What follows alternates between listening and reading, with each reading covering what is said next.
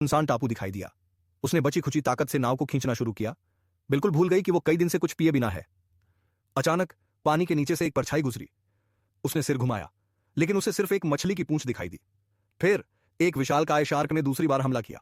उसकी एयरबोट बुरी तरह हिलने लगी और तभी उस शार्क ने बोट में जोर से काट लिया। महिला डर के मारे हड़बड़ा गई। एयरबोट अब इतनी तेजी से लीक हो रही थी कि आंखों से भी देखा जा सकता था।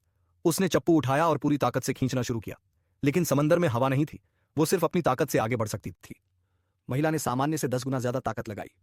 वो टापू के करीब पहुंच ही रही थी, तभी संतुलन बिगड़ गया और वो गिर गई। अब नाव में हवा लगभग खत्म हो चुकी थी, फिर भी उसका जीने का इरादा कायम था। अब अगर थोड़ी भी चूक होती तो सीधा शार्क का निवाला बनती। वो डर के मारे हाथ पैर मारती रही। थोड़ी मेहनत के बाद वो जमीन से सिर्फ एक कदम दूर थी, लेकिन पीछा कर रही शार्क अब भी नहीं रुकी थी।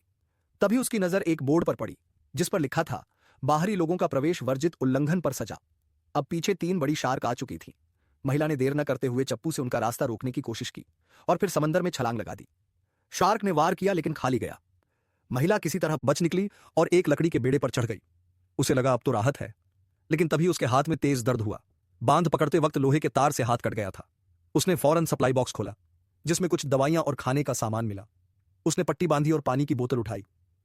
पहले तो आराम से पिया, फिर बोतल से एक सांस में सब पीने लगी, जैसे अमृत मिल गया हो। पर उसे याद रहा, जिंदा रहने के लिए पानी की मात्रा सीमित करनी होगी। उसी बॉक्स में उसे एक वॉकी टॉकी भी मिला। उसने तुरंत मदद के लिए कॉल किया, पर जवाब मिला सिर्फ सन्नाटा।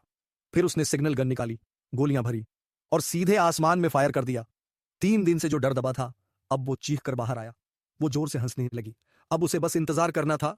लेकिन तभी किसी के आने की आहट हुई। पीछे देखा, वो इंसान था जो प्लेन क्रैश में बच गया था। उसने रस्सी फेंकी और महिला को बेड़े पर खींच लिया। दोनों हैरान थे कि इतने समय में शार्क ने उसे कैसे नहीं देखा।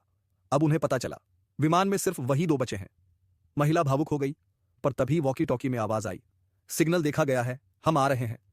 कुछ समय बाद 2 लोग बचाव के लिए पहुंचे, पर तभी शार्क ने बोट पर हमला कर दिया। एक व्यक्ति समंदर में गिर गया, दूसरे ने हाथ बढ़ाया, लेकिन अगले ही पल शार्क ने फिर हमला किया और दोनों मारे गए। अब समंदर में बस एक खाली बोट बची थी।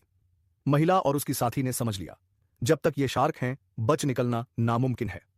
तभी महिला ने समंदर पर हाथ मारा, पर उसे नीचे का खतरा नजर नहीं आया।